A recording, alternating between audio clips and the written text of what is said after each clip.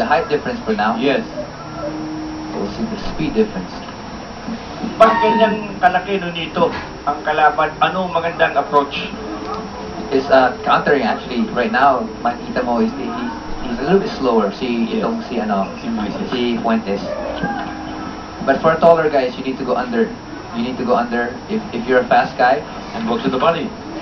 yes, work to the body, jab like that, and then set up to the head. So yan ang advice ni Nonito Donaire Jr. para kay Donnie Ahas Nietes. Go inside. Kasi paghihirap naman yung distansya dahil sa laki ng reach. Okay lang yun, okay lang. If you're the faster opponent, if you're the faster guy, okay lang yun to step back. But when you come in, you gotta jab your way in every time. Kasi pag walang jab, you'll get hit. Open na open ka. Alam mo na, Nonito has the experience. He fought Jeffrey Matebula. He's about 6 feet. Puter. Oh. Yung Jeffrey Matibula. The problem with me there, wala akong jab. But you had the hook and the right to the body. I did. And you fractured the guy's jaw. 1-2 combination from Nietes. Malakas din itong si Fuentes. Oh, yeah, malakas si Fuentes. The difference, the most difficult thing about taller fighters is yung straight.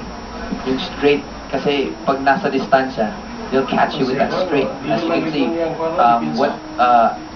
Nietes is doing really well blocking that straight.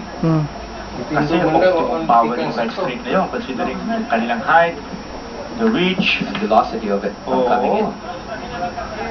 So good blocking by Donnie Nietes. Nietes trying to...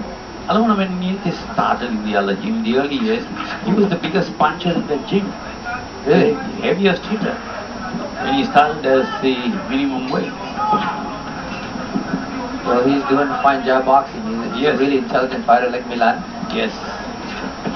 Although itong si Fuentes is a noted slow starter, this is the same guy who retired Ivan Calderon back when he was the minimum weight champion. Pero by that time, wala naman si Calderon. He was beaten all good right hand by Nietes. Maganda yung kanan niya. As long as he keeps the hands up Tama. from blocking the straight, this is very dangerous. Good left hook. And you can see yung bitaw ni Nietes na 1-2 and then crouch to avoid the leverage of the right straight of Fuentes. Kaya pag sintok na 1-2, crouch agad siya. Heavy-handed yung si Fuentes. Oh, yeah. It's a similar style. Oh, good counter hook. So far so good para kay Donnie Nietes. Mga time for the Cobra Plaka Punch of the Round.